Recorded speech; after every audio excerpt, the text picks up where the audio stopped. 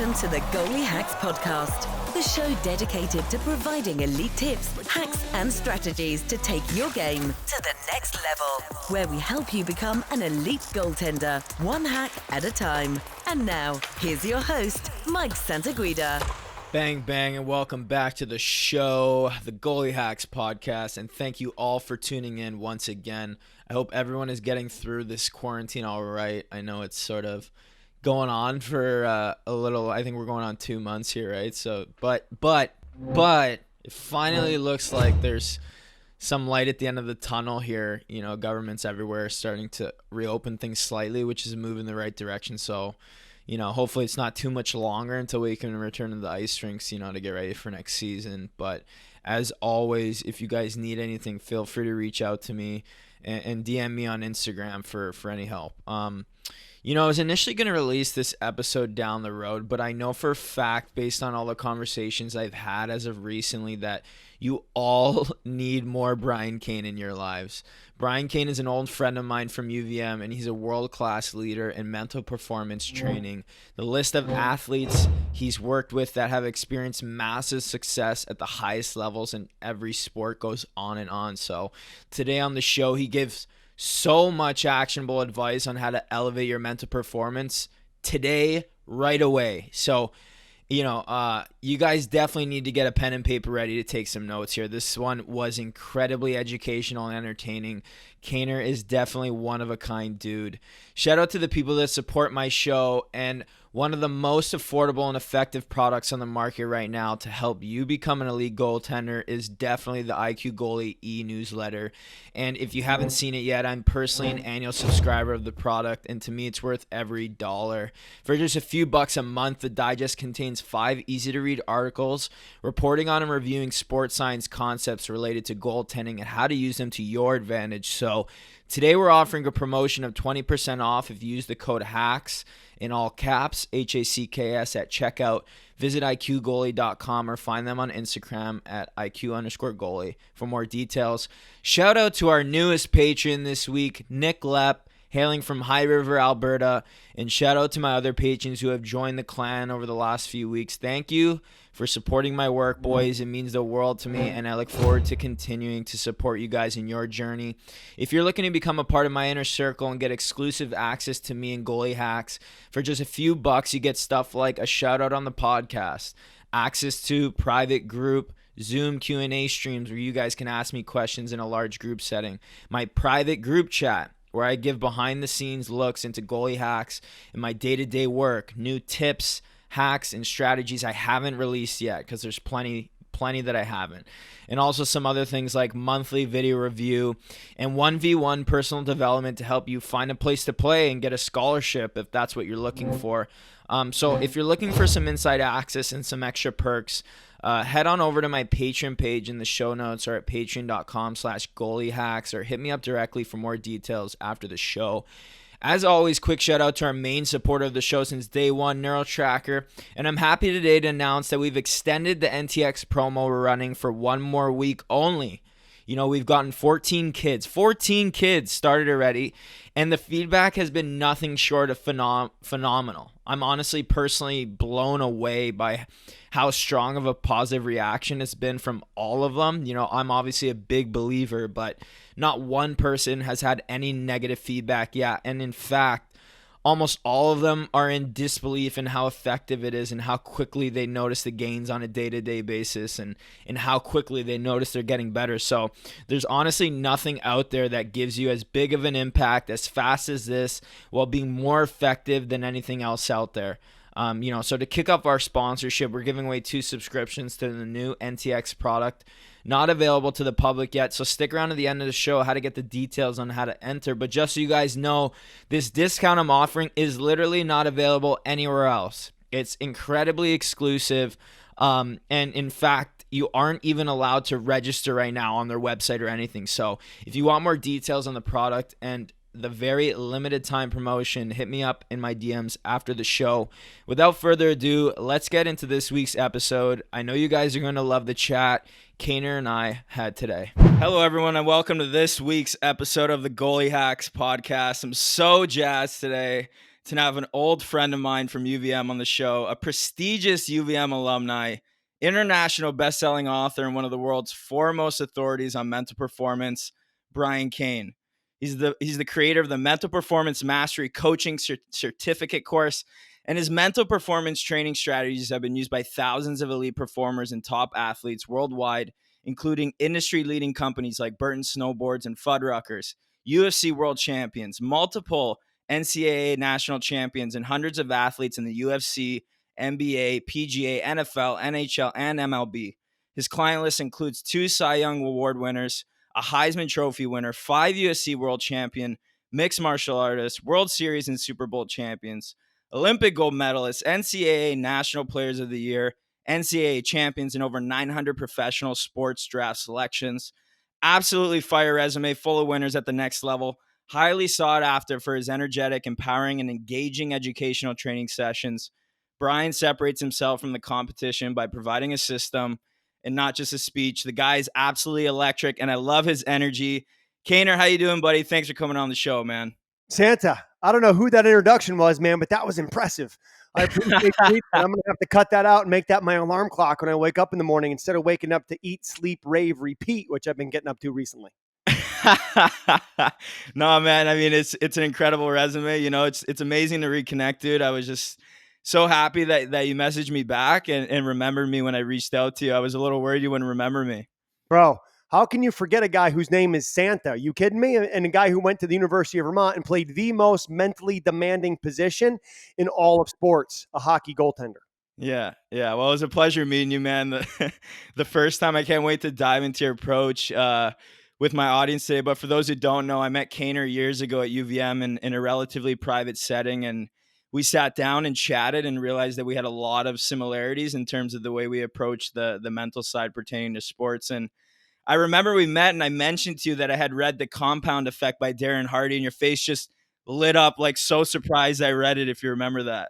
Yeah, man. I mean, it's one of my favorite books of all time, The Compound Effect by Darren Hardy, and the biggest thing I took from that book, Santa, that I think applies to everything in life is his example of the magic penny. And the magic penny example is this. If you were to ask your audience, your listeners right now, do you want one penny that doubles every day for a month, or do you want a check for $3 million? Everyone, I shouldn't say everyone because I don't like to generalize like that, but most people are going to take the $3 million.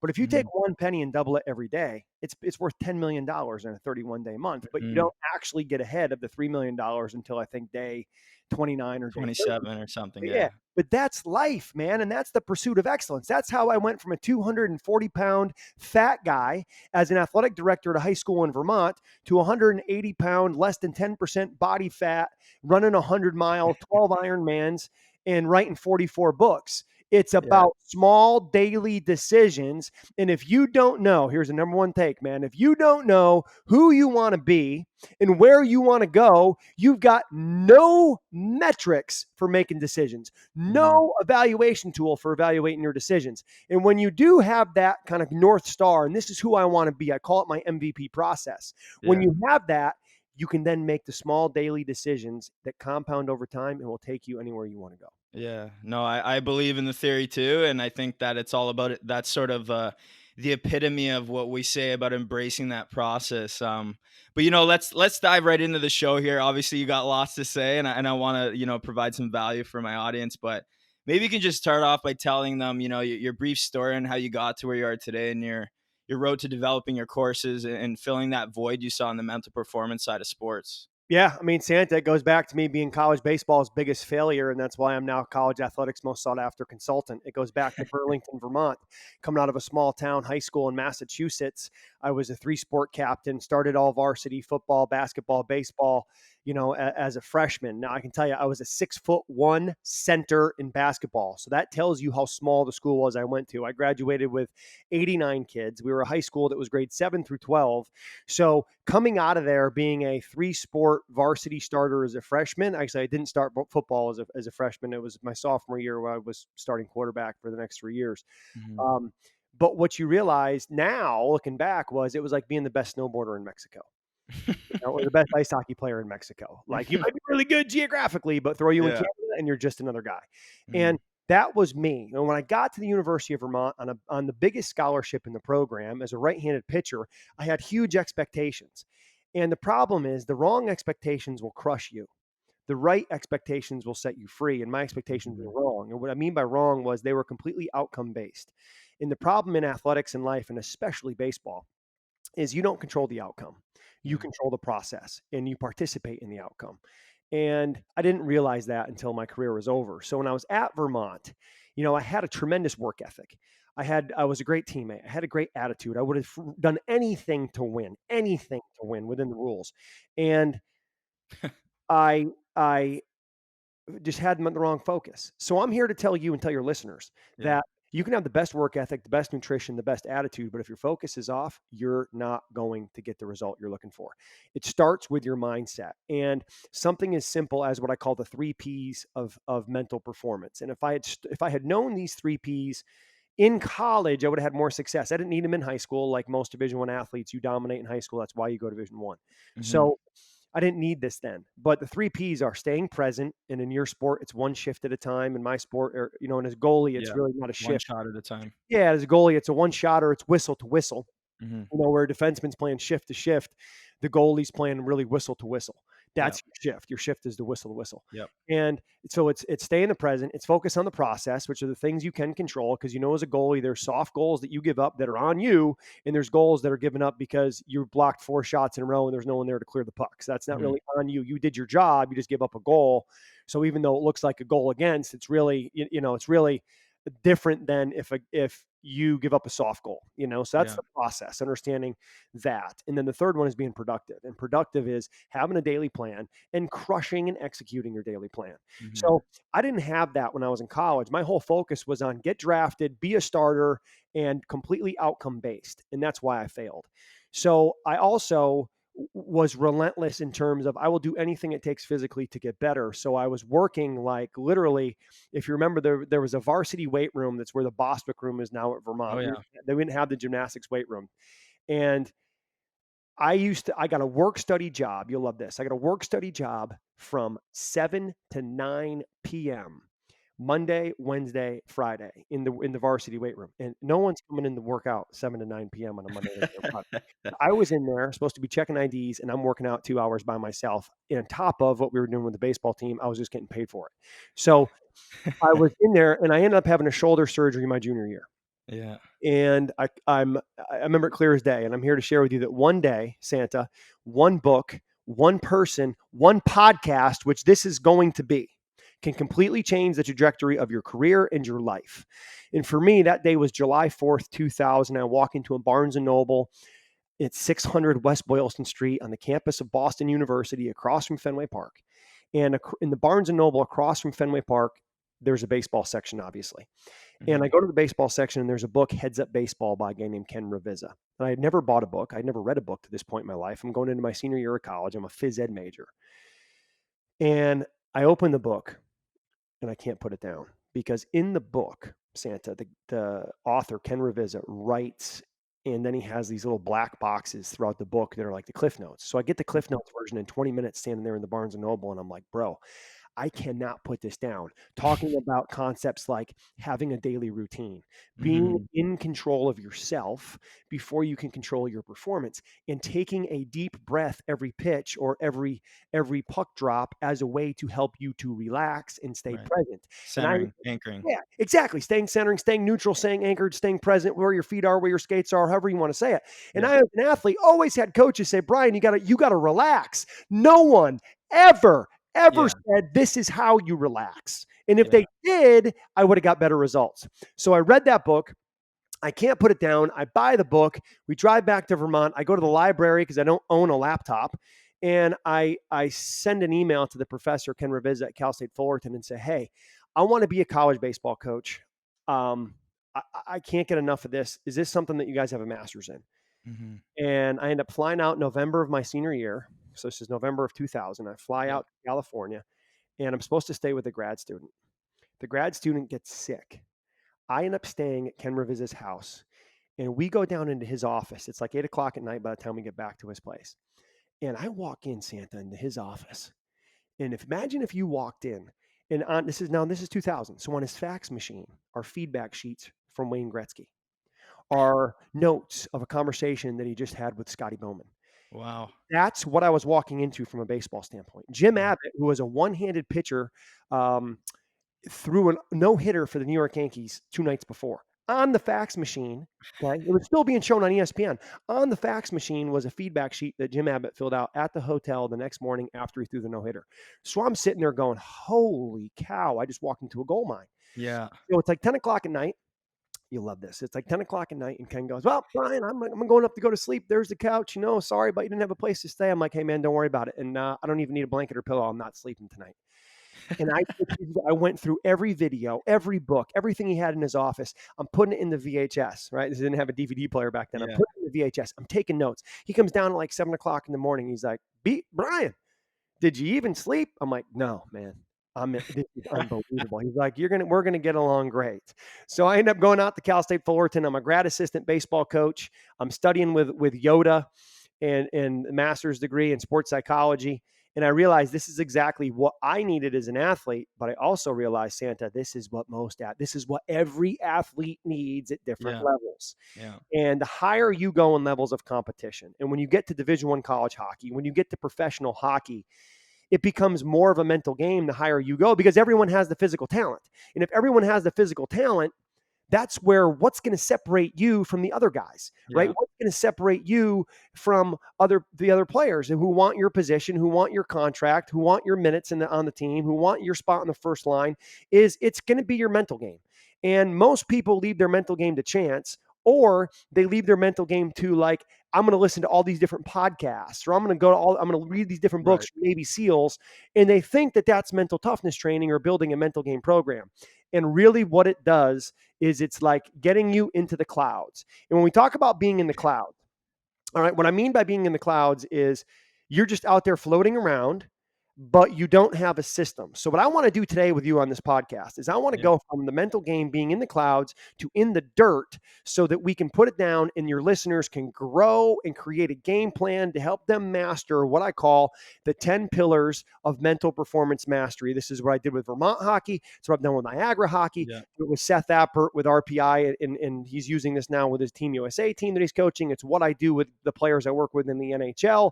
And this is the mental performance game plan that will close the gap from where you are to where you want to be. Yeah. Yeah. We'll get to your system a little later in the conversation. I have a few questions on that. Obviously, it's very, very good stuff. But just curious, who's probably like the most high profile guy you ever worked with, and how did you guys end up meeting and get started? I would say, it's either going to be Kyler Murray, who won the Heisman Trophy and was NFL Rookie of the Year this past year, but I would say it's probably George St. Pierre. Is George St. Pierre fighting out of Montreal, Quebec, Canada. And where we started was, it ties back to the University of Vermont. I was teaching a sports psychology class at the University of Vermont, and one of my students was a woman named Jackie Simonson. And Jackie was a fitness, like a CrossFit endurance strength athlete. And she, at the time, I think held 7 world records. Wow. And she was in the class, and she was a strength coach. And one of her athletes was a guy by the name of Tom Murphy out of St. Albans, Vermont. You're right up there on the Canadian border, up 89. Mm-hmm. And Tom, because he's a UFC fighter in Vermont, and there's no one else, and there's no UFC or MMA gyms in Vermont, he's driving to Montreal to go train at a place called TriStar Gym with Firas as a hobby, as the head coach, and some of the who's who of MMA at the time: David Loiseau, George St. Pierre, Patrick Cote, Rory McDonald, all these great Canadian mixed martial artists. So I start working with Tom, and he was a 4-time All-American collegiate wrestler, and he was a psychology major. So we hit it off great. And I was like, hey, man, if I'm going to work with you, like, I want to see you train. So I go with him to Montreal. I'm watching him train. And at the time, St. Pierre is the UFC world champion. And then St. Pierre loses to a guy named Matt Serra on April 7th, 2007, UFC 69 in Houston, Texas. George St. Pierre gets knocked out in the first round as an 11-1 favorite. It's the biggest upset in MMA history at the time. Mm-hmm. It was like the USA beating the Russians in the Miracle on Ice.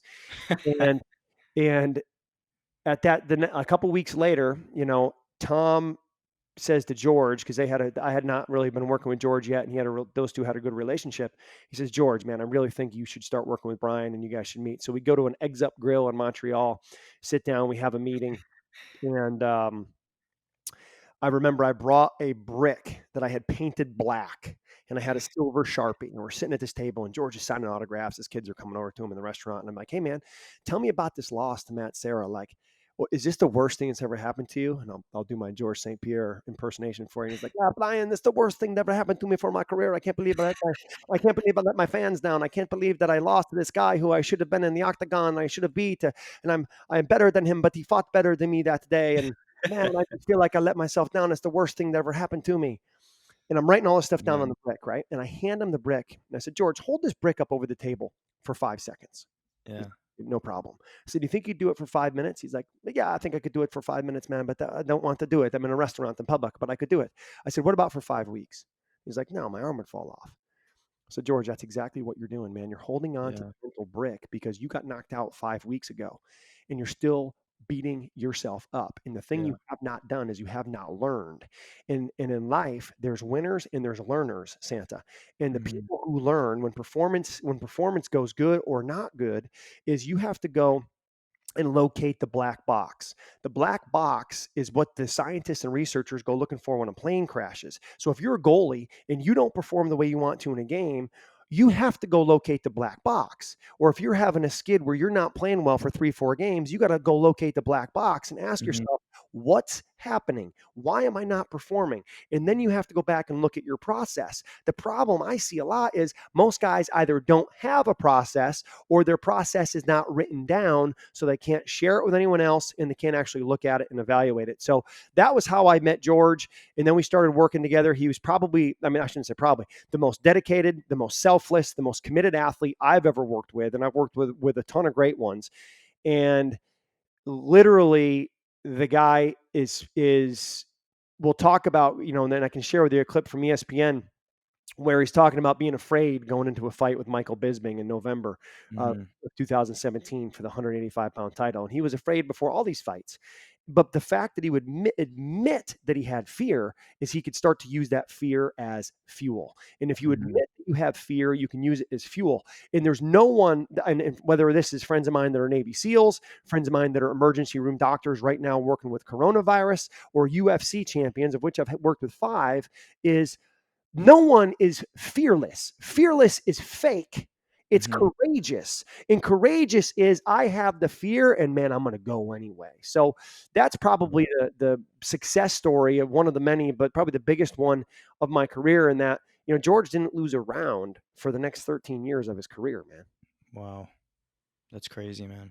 So you talk about, you can't get hung up basically on these things. What are some things that you did with him or that you do with your athletes to sort of move on from a bad performance or whatever it may be that you're sort of getting hung up on? I think the biggest thing that people get hung up on is they get hung up on a specific result. And the problem with the result is you don't always control it. As you know, Mhm. as a goalie, you Oh could yeah. play the best game of your season and still lose. You could play the worst game of your season and still win because there's so many other factors that are involved. So, I think that the biggest challenge for people is getting out of outcome and into process. And we focus so much on the outcome. Keep your eyes on the prize, and Yeah. we focus so much on the outcome and it's all BS. We've got to stay focused on the process because the process is the pathway to get you the outcome that you're looking for. Right. No, I agree with that.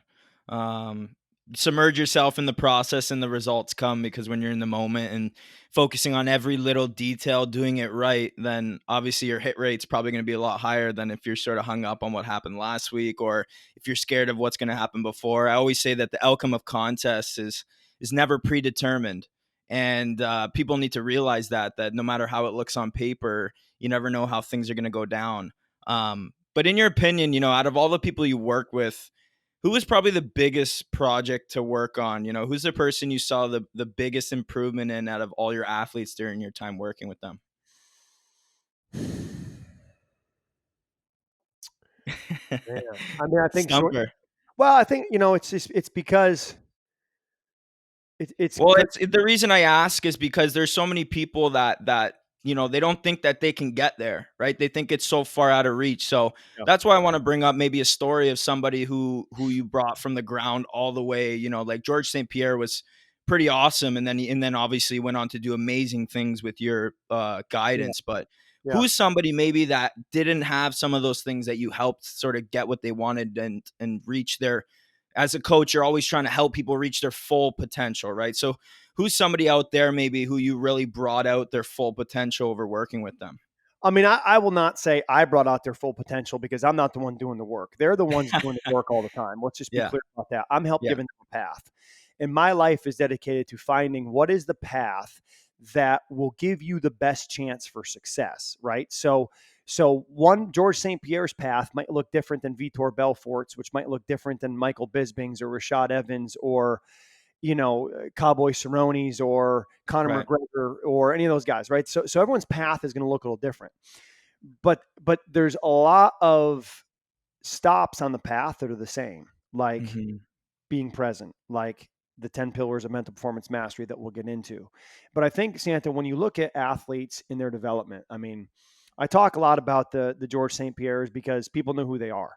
But I can tell you that for every George St. Pierre that there is, that people know who they are because of the high profileness of the athlete, there are hundreds of college, high school, corporate that are high school, college athletes, corporate warriors that are achieving their peak potential. Their just ceiling is not as high as a George St. Pierre, or they're not in front of cameras all the time like a George St. Pierre. So I can tell you that there's been, plenty of college baseball players that, and I can think of 3 of them who are still playing in the major leagues, who when they were in college, I literally was sitting with them. They were in tears and they were saying, I can't do it anymore.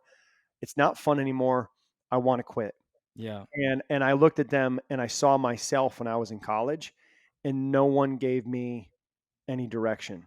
Yeah. And I helped these guys identify what the next step is and the next step in the process and what they can control, and to realize that they have to learn to separate who they are and what they do, separating the who and the do, separating the student and the athlete, realizing that hockey is not who you are, it's what you do. And if you fail that day as a hockey player, that doesn't make you a failure as a person. That just means you failed on the ice. So let's learn from it and use that as information and feedback to get better. And I think so many athletes do what I call personalized performance, is that they allow how they perform in their sport to dictate how they perform in their life, and what they see for themselves is like their self-worth. Yeah. And if you do that, you're going to fail. If you do that, you're going to be miserable and you're going to work yourself out of your career before you should, because as you again get higher and higher in levels of competition, everyone's good. And when everyone's good, you're going to lose more. That doesn't mean you're not good. It means you're in the right place. It means you're challenging yourself against people who are as good as you. So, I think helping athletes to maximize their potential is what this is all about. And you cannot, let me repeat, you cannot maximize your potential without mental performance training. You just cannot do it. Yeah.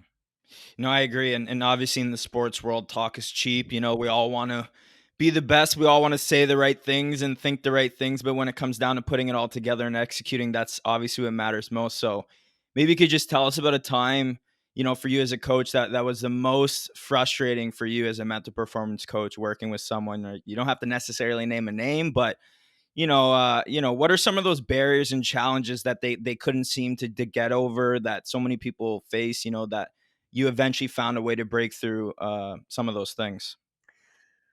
I think the biggest thing is a fixed mindset versus a growth mindset. And the fixed mindset is this is really good. It's a fixed mindset in that I'm successful because I've done it this way. Right. Versus the growth mindset is I may be successful in spite of doing it this way, and there may be a better way to do it that will make me even more successful.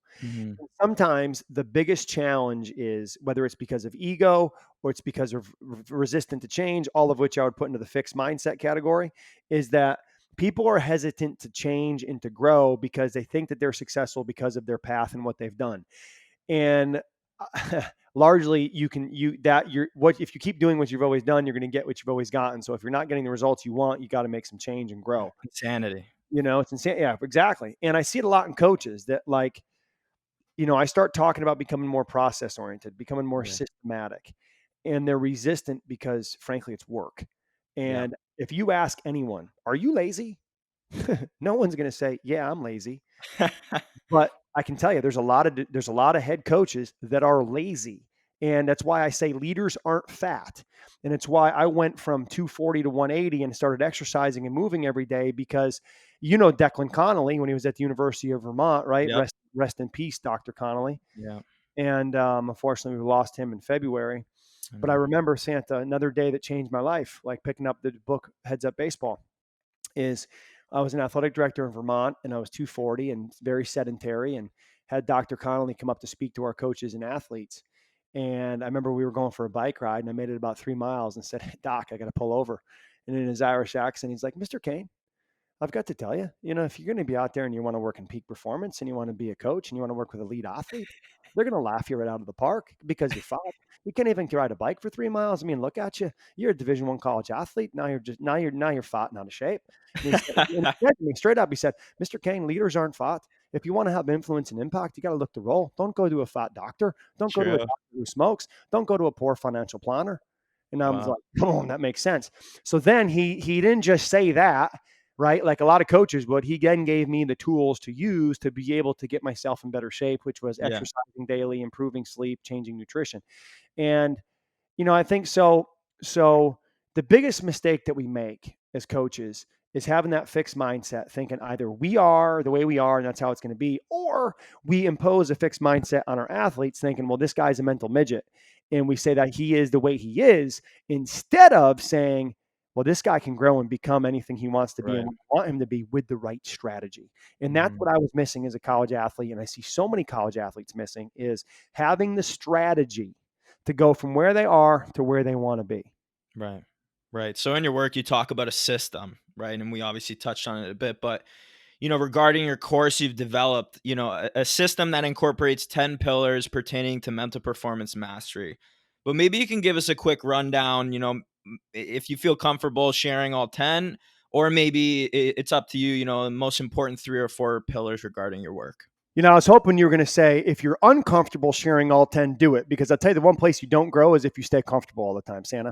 You got to get uncomfortable, and you got to get comfortable being uncomfortable. So Yeah. for your listeners listening to this, look, if you don't have a pen and paper and you're listening to this right now, if you're driving, that's fine. You're going to come back to it. If you don't have a pen and paper listening to this right now, stop, press pause, and come back. Because what Yeah. I'm about to give you is the system that I get paid a lot of money to give to coaches and athletes around the country. I'm going to give you the whole thing, because Here we go. Brian Cain special. Hey, the one thing I can't do, Santa, is I can't take this into the grave, dude. And you know what? I'm not leaving anything behind, man. There's 2 guarantees, death and taxes, and I'm not taking any of this with me when I get into the box and get put in the ground. So what I'm going to do right now is I'm going to give you the 10 pillars, and then we can dive into them as you'd like. So Right on. if you think about this, think about as a goalie, okay? Let me flip it around here. Now I'm interviewing you. As a goalie, what are the skills? Give me 3 skills you have to be a successful goalie. Go. Ooh, Physical skills. Go. physical. You definitely need the character and the personality to. That's what I believe, to overcome challenges. That's a mental Inevitably. skill. That's a mental like you skill. Give me physical skills in terms of like how you move your body and what you're doing. Give me just one. Go ahead. Physical skill you got to have. Speed and agility. Speed and agility. Fantastic. Okay.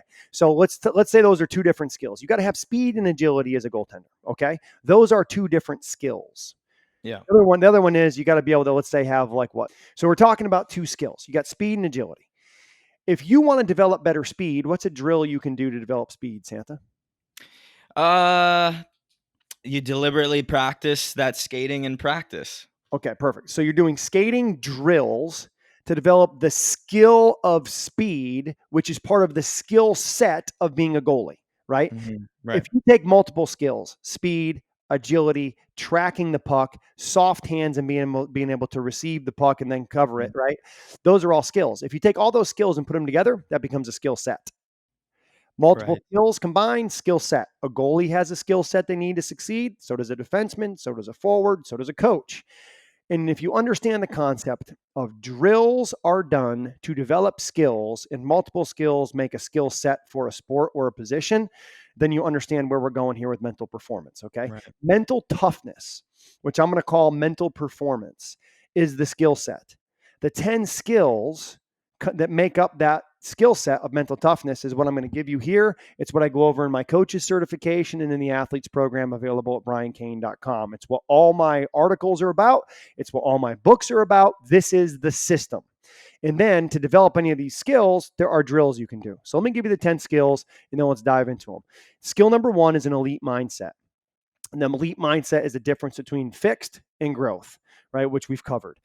Pillar 2 or skill 2 is motivation and commitment. And if you're going to be successful, you got to be fired up every day with motivation and keep those commitments going long after that motivational feeling has passed. Step 3, focus and awareness. Focus on what you can control in the day, awareness of when you get out of it and bring yourself back. Skill 4, self-control and discipline. Being able to have the self-control to manage the challenges and the distractions that are on a college campus, self-control and discipline to be able to have and stick to a nutrition plan and hit all your workouts when you need to. Pillar 5 is process over outcome, which we've talked about. Pillar 6, meditation and mental imagery. Meditation to allow you to stay present. Meditation is how you stay present. Mental imagery is playing the game before it happens in your mind. Right? Seeing it happen. Everything happens twice. Right.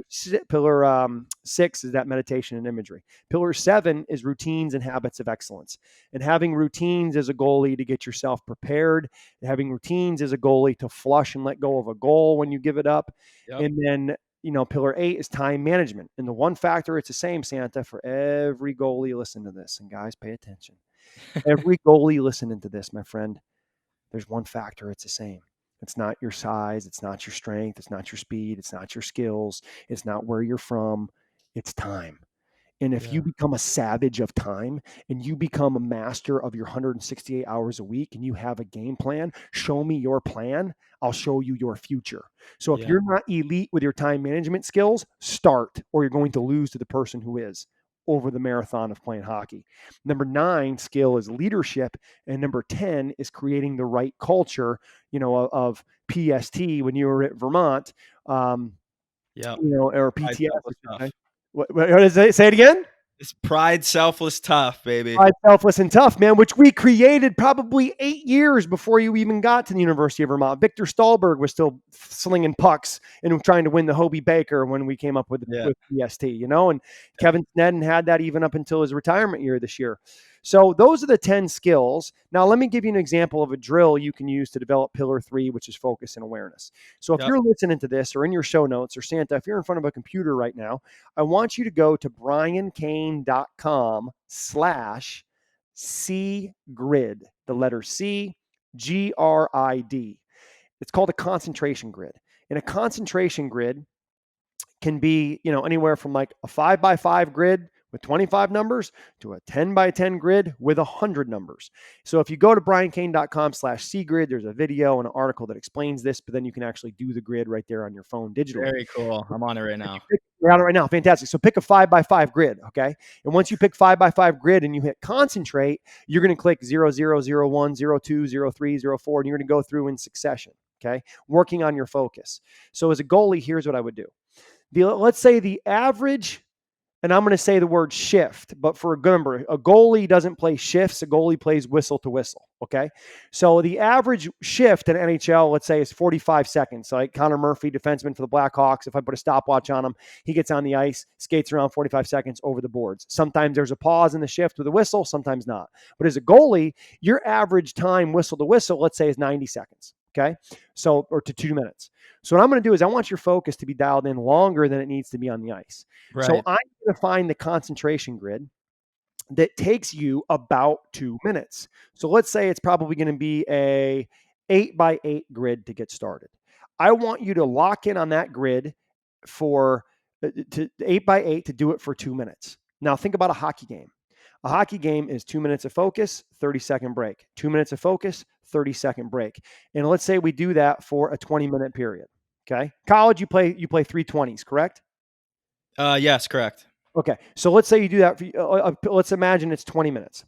So you're doing a 2-minute grid, take a 1 minute break, 2-minute grid, 1-minute break. 2-minute grid, 1-minute break for a 20-minute period. Then you're going to go and you're going to do something else for 15 minutes like you would in between periods. Then you come back out and you do it again. And then you go back and do something else for 15 minutes and you come back out and you do it again. And what you're doing is you're building the focus that's required to play great ice hockey. 2 minutes at a time, high focus, checking off grids, spacing out for a little bit, bringing it back in. And then within that, I'd have you practice your routine. So before you started that 2-minute whistle to whistle or that 2-minute grid, I'd have you take a deep breath and then go. I might even have you do it on a bike. I might have you do it balancing on a Dynadisc. I might have you doing it on one foot. And I'm building now the focus that you need doing that as a drill, which is going to mimic what you're doing on the ice. If you were an MMA fighter, I used to do this with Georges St. Pierre. He fights 5-minute rounds with 1 minute in between in the corner. So he would sit there and I'd give him a 10 by 10 grid. It would take him about 5 minutes and he would do it. And I'd be playing crowd noise. I'd be squirting him in the face with a water bottle. I'd just be kind of pushing him, bringing some adversity to it as he's on a Dynadisc. And he's going through it. Then he goes and sits for a minute. He comes back and does another one. And he would practice literally focusing in 5-minute intense blocks with a 1-minute break to mimic what he's going to have to do on fight night. Does that make sense? Absolutely. No, I didn't even know that you had this grid. This is incredibly deliberately practicing that focus, which I've always been looking for something to, like, I always go to the meditation side of things to help people train that focus, but this grid is next level, man. Well, and it's funny that you mentioned using meditation because remember I said, take a deep breath before you start the grid, right? And taking that deep breath as part of your routine to get you to be focused in the present before you start working that grid. Well, the more you meditate, and I suggest using the Calm Meditation app or Headspace, or I'll share another one with you. But then the more you do that meditation, when you take that deep breath on the ice before the shift, that's what gets you present. If you just take a breath and never do the meditation practice, like it's not going to do as much for you as if you would literally do the meditation practice and then work on taking the breath before the shift, take the breath as you're doing the grid. So a simple meditation, and I'm giving you some skills here and tools, I should say. I'm sorry, let me slow down. I'm all fired up. I love it. I'm giving you some drills that your goalies can do to develop those 10 skills that make the goalie skill set, right? So we've talked about concentration grids as a drill, as a way to develop the skill of focus, which is one of the 10 skills that make the skill set of mental toughness as a hockey goalie. Right. So the next one is the 6-2-8 breath. And if you think about Santa, these 10 skills, they're not like, I call them the 10 pillars, but I don't want the people listening to think that they're like linear, like, oh, this is a then pillar 2 and this is a pillar 4. Like it's big Venn diagram and they all overlap, right? It's like, and the cool part about hockey is, in football, there's a play, there's a stop. There's a play, there's a stop. Hockey is a flow, man. Soccer, lacrosse are flow, and we flow with the pillars. So the 6-2-8 breath. Box breathing, isn't it? Yeah, well, box breathing would be like I inhale for, this is great. Yeah, I inhale for 5, I hold for 5. Then if you watch the video here, if I inhale for 5, hold for 5, exhale for 5, hold for 5. That's a meditation. So I will literally have athletes take their cell phone, start the stopwatch, inhale for 5 seconds, hold for 5, exhale for 5, hold for 5. So that's one. Another one is called the 6-2-8. So you simply inhale for 6 seconds, hold for 2, exhale for 8. And maybe you could touch briefly on exactly what that accomplishes when we do things like that, maybe on a biological level. Yeah, I mean, I don't want to get too scientific here, in terms of like what's happening with the vagus nerve and what's happening when just more like to give people an idea of like how that can actually help them, right? Yeah, and what it does is it basically breaks this, to simplify, it breaks the cycle of what you're doing and where your thoughts are, and it gets you back to being in control of yourself. So if you think about a scale, all right, and let's say 1 to 10. 10 is like, I just had 3 bangs, uber excited, energy off the charts, but it's distracted. And 1 is I'm asleep. Let's call 5 neutral, okay? And everyone's going to have an area where they play their best and they're neutral. And what the breath does is, as in performance and competition, you start to get overexcited towards the 10, or you get negative and beat yourself up because you give up a soft goal towards a 3. The breath, boom, is like your reset button and gets you back to 5, gets you back to Mhm. neutral. And most people listening to this, they'll think, if I have a coin, how many sides to the coin, Santa? 2. Yeah, that's what most people think, heads and tails. But that's why most people live in the category called average. All right. And we can't be average. We got to be exceptional. In that, with a coin, there's basically 3 sides. There's heads, there's tails, and then there's the rim. And the rim, which you can balance a coin on, to me, is that neutral thinking. It's that neutral process. It's being in control of myself, being where my feet are. And what the breath does is basically helps you get back to neutral, helps you hit the reset button. Where if you've given up 4 goals, but your team is battling and it's 4-4 with 5 minutes to go in the third, or you're pitching a shutout and got 45 saves and it's 0-0 with 5 minutes to go in the third, you got to be able to stay in control of yourself and stay neutral. And how Yeah. you would do that is by taking that deep breath. So I encourage goalies, when they're on the ice and there's a whistle and there's a line change and they have some time, I encourage them to get out of the crease, come back in the crease. That's like a reset. Clean the snow in the crease, right? Goalies do that anyway. Clean the snow, Yep. make your crease, make it clean. And as you make it clean, inhale for 6, hold for 2, exhale for 8, and then get into your stance and get ready to go. And when you played goalie at the University of Vermont, that scoreboard that was above the ice in the center of the gut, there used to be an SD Ireland, shamrock at like Yeah. the top panel. So whether it was Joe Fallon, whether it was Mike Spillane, whether it was Rob Madore, Brody Hoffman, the one thing that we would do with those goalies, and I think you and I even talked about this, is when you have a break in the action, there's a whistle. You get out of the crease, you come back in, you look at that shamrock because it's big, it's up, your body language is big. You take that deep breath, and then you get back into the next shift. And it's a way for you to chop up the game shift to shift rather than thinking about, I got to play all 60. I don't. I just got to play this shift as many Mhm. times as I have to till we are pulled off the ice because the game's over. Yeah, no, it's funny you say that. It's sort of like we're finding ways to bridge that gap between times when we need to focus.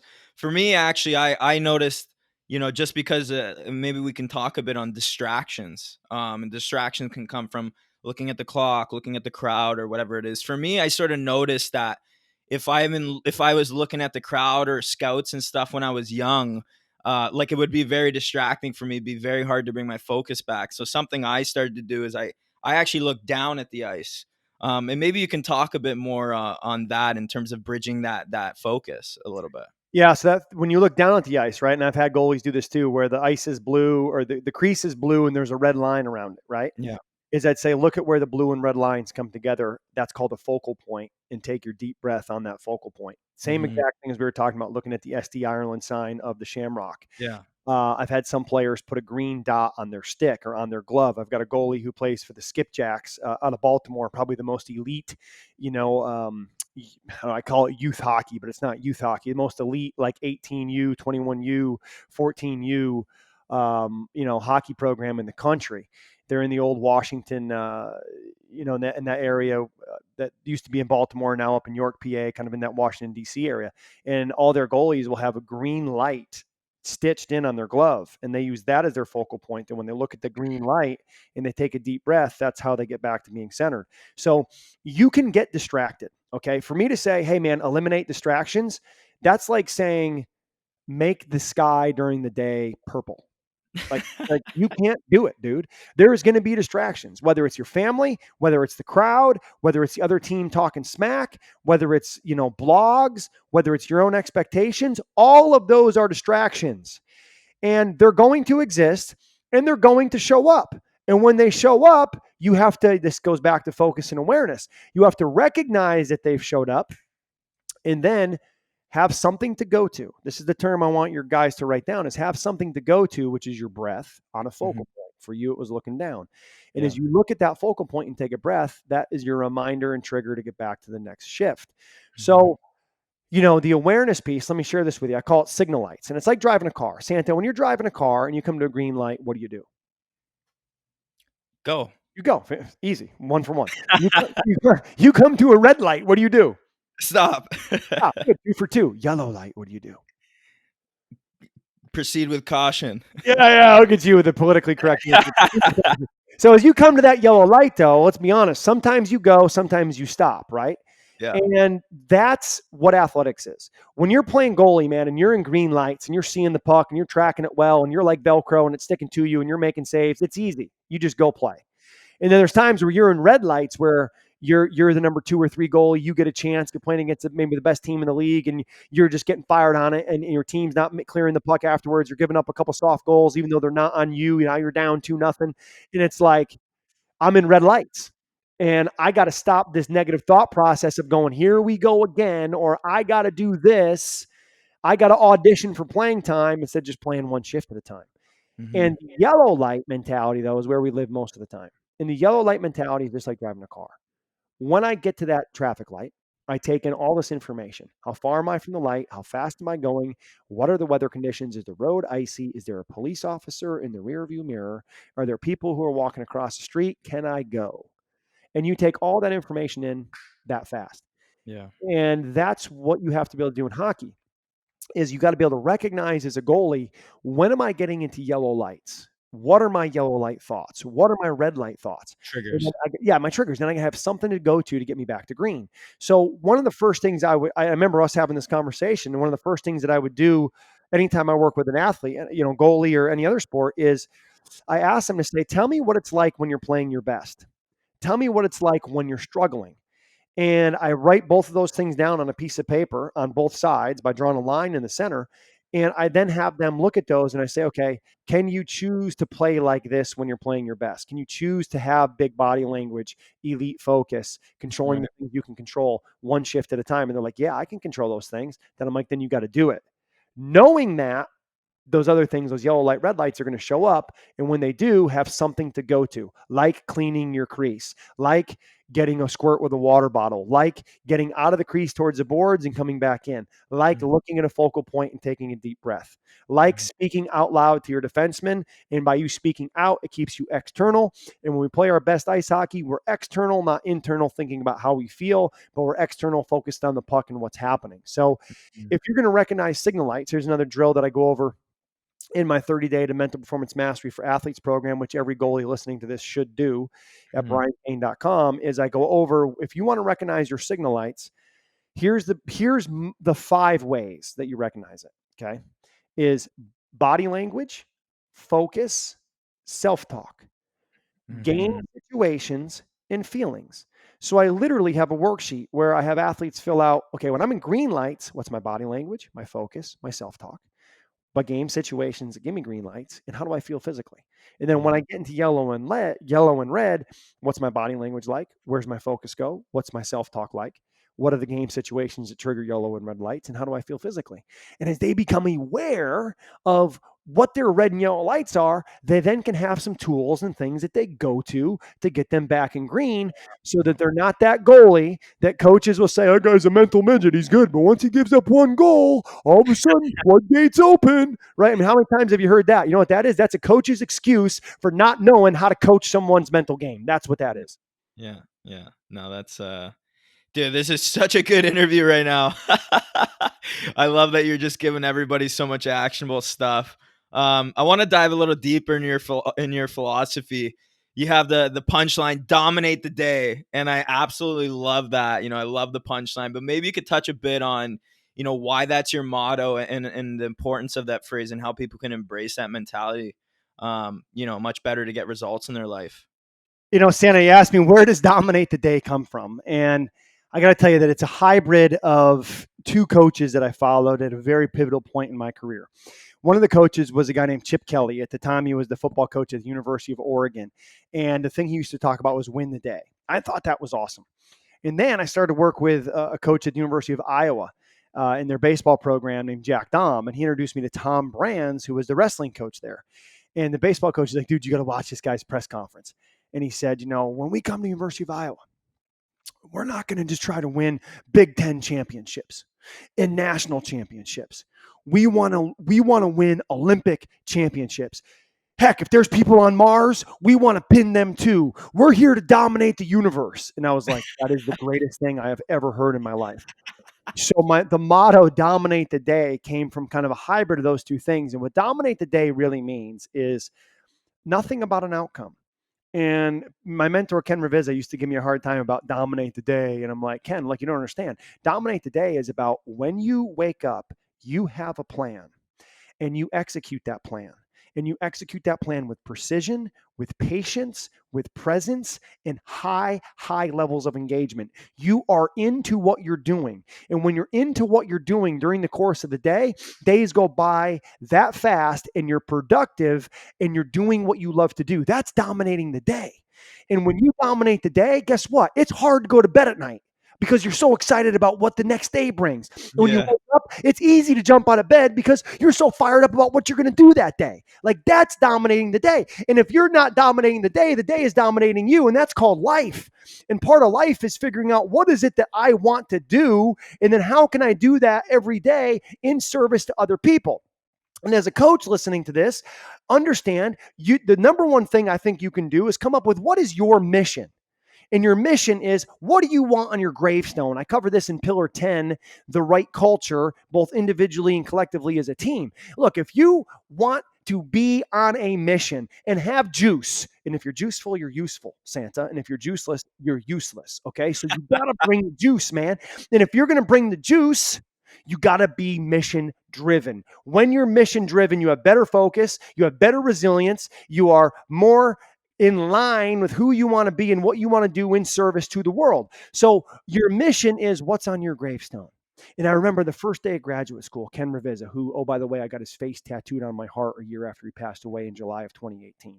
And he said to us day one, I said, I want you to imagine that you're at a funeral and it's your funeral.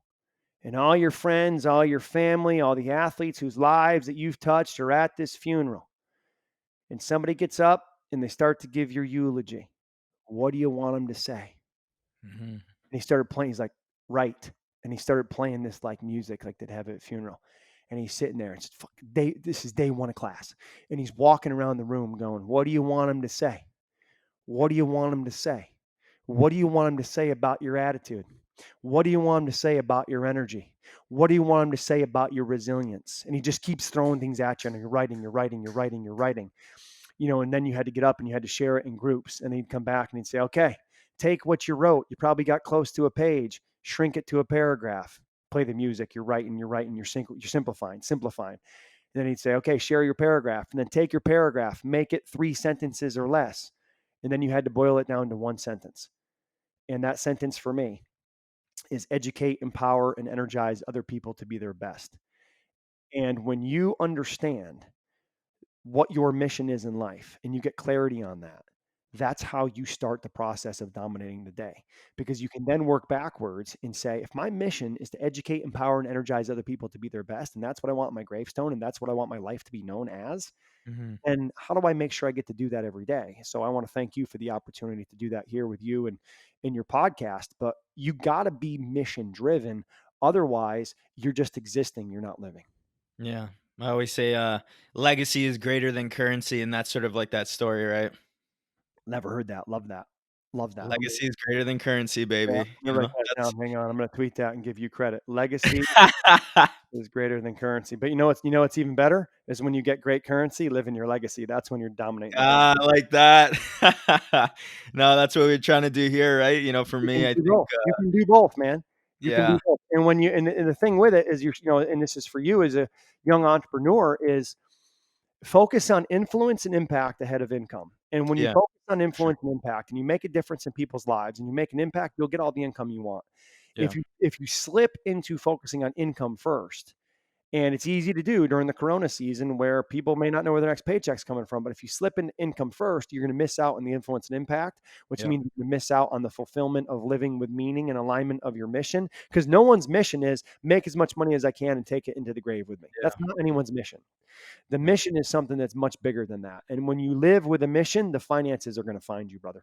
Yeah, no, I agree. I think that everybody who's following my brand and my mission, and I said it in the first episode, whether one person or 10 million people listen, the goal never changes. It's all about the heroes of my story is everybody I teach and influence, and they know I'm looking out for their best interest. And obviously, you haven't seen my page too much, but I answer everybody's questions. Everybody reaches out to me, and it's just crazy the kind of responses and stuff I've been getting just from engaging and helping people. It's a special feeling, and that legacy to me is a lot greater than currency. But I want to dive just lastly into an idea that you love to promote, and that's the compound effect, right? The Cainer motto, get 1% better every day. Maybe just dive a little bit into your philosophy of that and why it's important to embrace something like that. Well, it's funny. It's kind of evolved over time, right? So 1% better is kind of a hybrid and a piece of dominate the day. And I work a lot in high level college football, SEC, ACC, some high level programs. And in those programs, every football coach in America talks about, we got to get 1% better today. And, I don't like to just talk the talk, Santa. I like to walk the walk. Okay. Well, I know. That's why I am a coach, not a speaker. A speaker comes in, gives you a motivational talk, leaves, doesn't leave you with a process, doesn't check in on if you're executing the process. They're gone. They get their check. See ya. Go say the same thing at the next place. That ain't me. I come in and give you a process. In that process, I then follow up and check in on. And I coach you to make sure you're executing that process. And as I heard all these coaches talk about getting 1% better, I would say, time out, show me how we're doing that. How do we actually know if we're getting 1% better? Well, we're working hard. I go, well, so is everyone else. So we're actually just staying even. And then finally, I sat down and came up with 1% of a day is 14 minutes and 24 seconds. And if you take 14 minutes and 24 seconds and you intentionally invest into yourself in the betterment of your mindset, that will compound every day and you will become the best version of yourself. But you have to be intentional about what that 14-minute and 24-second investment is. Deliberate. So deliberate. Yeah. So I wrote a book about it. You'll love this. I wrote a book about it on a flight to Hong Kong. I was going to Hong Kong and China to run a marathon on the Great Wall of China 2 weeks before I ran a 100-mile race in Traverse City, Michigan last summer. I had a high school contact me to say, hey, would you come and speak to all of our faculty? I said, yeah. Would you guys buy copies of my book, The 1% Intention? And they're like, oh, we didn't know you had a book. I said, I don't. I'm going to write it on this plane.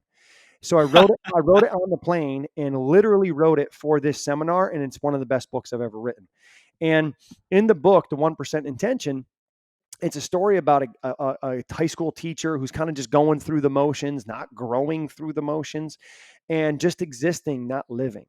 And he finds a mentor, and the mentor challenges him to get reconnected to his why and to invest into himself, to stop counting the days and start making the days count and create and live by the 1% intention.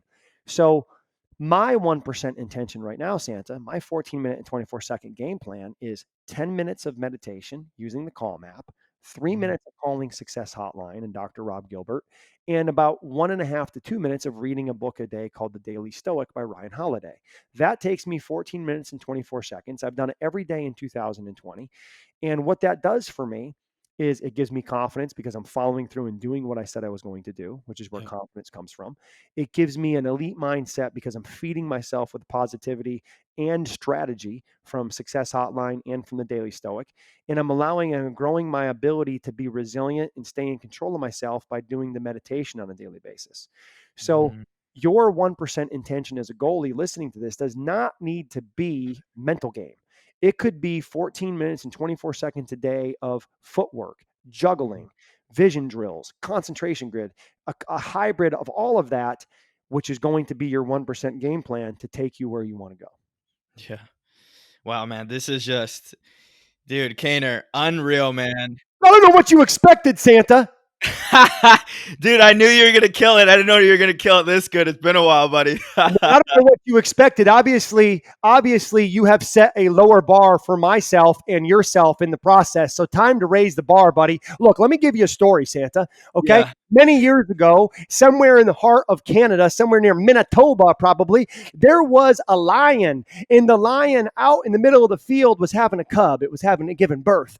And this farmer walked up upon the lion. Okay. And when the farmer came across the lion, he realized, whoa, this adult lion's not going to make it. Unfortunately, when the lion gave birth to the cub, the adult lion didn't survive. So the farmer couldn't just leave the baby lion cub there. It didn't know, it couldn't even see. It couldn't even open its eyes yet. It was so newly born. He's like, the coyotes will crush this thing. So he brings it back to his farm and he puts it in a pen with his sheep. He was a sheep farmer. And the sheep, being, good teammates, they go over and they keep the little lion cub warm, and they're eating grass, but leaving the grass around the lion cub. And as the lion cub starts to see and open its eyes, he sees the sheep eating grass, so the lion cub starts eating grass. And then the sheep start going, bah, and the lion cub starts going, bah. It starts thinking it's a sheep. Yeah. Well, another day, this other adult lion comes down, sees the pen, and says, I'm going to go get me some. I'm going to go get me a meal. I'm going to get myself a sheep. So it breaks into the pen. All the sheep scatter. And this one lion, this lion cub, sees this adult lion coming into its pen. And the adult lion comes over, corners this, now full-grown lion that had grown up in the sheep pen. And this lion who was coming in looking for a meal roars at this little, this lion that was raised by the sheep. And the lion that was raised by the sheep goes, bah. And the adult lion that came into the pen started laughing, going, what are you doing, man? Why are you bah at me? You're a lion. And he goes over, he goes, look, let me show you something. Completely changed his focus from trying to attack sheep to helping this lion. He goes over and he bites the mane of this other lion, picks it up. The lion, who's now in the air, all four legs off the ground, isn't fighting back or anything, doesn't know what to do. The adult lion brings it over, puts it down in front of a water trough. And he says in lion speak, look, man, stop thinking you're a sheep. Look at yourself. You're a lion. Yeah. And as lions, we're not the tallest animal in the jungle. That's the giraffe. We're not the fastest. That's the cheetah. We're not the strongest. That's the elephant. But we are the king of the jungle. And the reason why we're the king of the jungle is because we hunt greatness. Yes. And they took off together. And what I'm asking you to do, Santa, and the people on this episode right now that are with us, is leave the pen, man. You ain't a sheep, you're a lion. So raise your expectation for yourself. Raise your standard for yourself. Use the time you have now in the Corona season to become the most elite version of yourself. Because to do anything else is to sacrifice the gift that you've been given. Be a lion. Jeez, buddy. What a way to finish with a bang, man. Oh, man. Absolute pleasure, Cainer. Finish with a bang. I started the morning with a bang at 5:15. I got a whole stock of him in my fridge. I have a bang every morning to kickstart the engine and get it going. I still watch your Snapchat stories of you getting all fired up. I love it, man. I appreciate it, man. Thanks for having me. It's been a lot of fun and good to connect with you again. Yeah, no, just keeping that UVM connection alive. Just an incredible alumni and network, man. You have an incredible amount of knowledge, and I'm just so grateful to have you on today. I love your approach, and I know other people will as well. Can you just let my community know where they can find you online to connect with you and get started? 100%. First place to go is briancain.com, BrianCain.com. If you're an athlete listening to this, you want to go through my 30 days to mental performance mastery for athletes program. Just go to briancain.com, click on athletes. If you're a coach listening to this, go to briancain.com and click on certification. I created a mental performance mastery certification course, Santa, where I train coaches in how to do the work that I do. And the reason why I created this certification was this. People always ask me, like, man, aren't you like training your competition? And I'm like, look, man, I got an abundance mindset. Like, I'm not about trying to hoard mine. I want to give it all away. And when Ken Ravizza passed away in July of 2018, I immediately shifted the mission to create the certification course to be able to take the torch that he gave me and the fire that he lit inside of me and give that to other coaches so that they can impact lives. And my goal is to educate, empower, energize 10 million athletes through creating an army of 10,000 mental performance mastery certified coaches. And here's my process, since you're a process-driven guy, is if I can certify 500 coaches a year, and each of those coaches touches 1,000 lives. Okay. Think about it like this. 500 coaches a year over the course of 20 years is 10,000 coaches. If those 10,000 coaches each touch 1,000 athletes over the course of their career, which they will do, dude, together we touch 10 million lives. And if on my tombstone, it says, here lies Brian Cain, educated, empowered, energized other people, and impacted 10 million lives through his MPM certification, I feel like I've lived a fulfilled and successful life. Wow, man, that's powerful stuff. Everybody listening, go check out Brian Cain All the links will be available in the show notes. He's made absolute waves in the mental performance space, and he's helped countless elite athletes accomplish their goals and fulfill their dreams. Brian, maybe somewhere down the road, we'll have you back on the show, man, if that's something that interests you, because I know you'll be continuing with your work. Well, I'd be rude if you didn't, so I'll be ready to go, I'll be ready to go, man. And, the other place that people can get me is on social media, right? I'm on Instagram. I'm on Twitter. It's Brian Cain Peak, BrianCainPeak. And I love to connect with people there. I do get a little bit overwhelmed in terms of things. So I stay patient with me and I will get back to you. That's where you found me. And I was fired up to get that request. So I definitely check it every day and do my best to get back with people, because life is about relationships. And when you have relationships, championships take care of themselves, man. And we're all trying to win championships in our life, whether it be on the ice or in life. Absolutely. And I think today we went over a lot of stuff that will help people take their game to the next level. But Cainer, thank you so much again, man. Take care and we'll chat soon, buddy. Sounds good. Thanks, Santa. Thanks for tuning into this week's episode, guys. And if you liked what you heard today, make sure to hit that subscribe button, as we have tons of amazing guests lined up already to come onto the show the next few months. Make sure to tune in next week and every Tuesday from now on at 8 a.m. as we have the greatest goaltender to ever play box lacrosse on the show, Hall of Famer Dallas Eliuk. Widely known as the Dominic Hasek of box lacrosse, Eliuk dominated the sport for decades, and I know there's just an incredible amount of info to take away from a guy who just knows exactly how to win at the highest levels, and I know there will be a lot to take away for you guys to help elevate your game from a slightly different perspective than what we've had so far on the show. So make sure to tune back next week. Without further ado, here are the giveaway details for the NeuroTracker X subscriptions we're giving away. To enter the giveaway, simply go to Apple Podcasts and leave us a written review. Once you leave a review of the podcast, take a screenshot of it and either email it to goaliehacks@gmail.com or DM me on Instagram with your screenshot and your full name.